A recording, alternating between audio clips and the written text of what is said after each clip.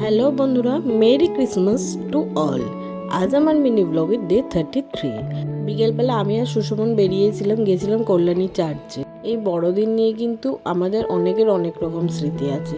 যেমন এই ছোটোবেলায় আমরা সবাই জানলার ধারে মোজা ঝোলাতাম 24 তারিখ রাতে। 25 তারিখ সকালে উঠে দেখতাম যে আমাদেরকে কোনো না কোনো গিফট সেটার মধ্যে সান্টা দিয়ে গেছে, আর ভাবতাম যে সান্টাই হয়তো সকলকে গিফট দেয়।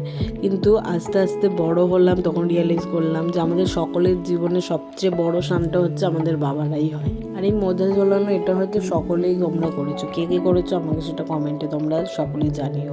আর এটাও জানিও তোমাদের জীবনের আসল সান্টা কারা। আমার সান্তা কিন্তু দুজন আছে, এক হচ্ছে আমার বাবা আর আমার হাজব্যান্ড। তারা তাদের সামর্থ্য মতো আমার কোনো আশাই অপূর্ণ রাখেনি। করে চার্চে প্রভুর সামনে কিছুক্ষণ প্রার্থনা করলাম, করে বেরিয়ে এই জায়গাটা খুব সুন্দর লাগছিল। তার পাশে হচ্ছে একটা মেলা হয়, সেই মেলায় গেলাম।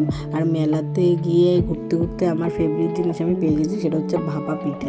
2 বছর আগে আমি আর সুশমন ব্যান্ডেল চার্চ গিয়েছিলাম, সেই সময় ভাপা পিঠে ফার্স্ট টাইম আমি খেয়েছি। আর আমার তখন থেকে এত ভালো লাগে, আমি যেখানেই দেখি সেখানেই খাই। তবে এই ভাপা পিঠেটা আমার একটু ড্রাই ড্রাই লাগছিলো। তারপরে বাড়ি আসলাম, বাড়ি এসে ডিনারে বানিয়েছিলাম ঘুগনি। তো that's all, thanks for watching, bye bye.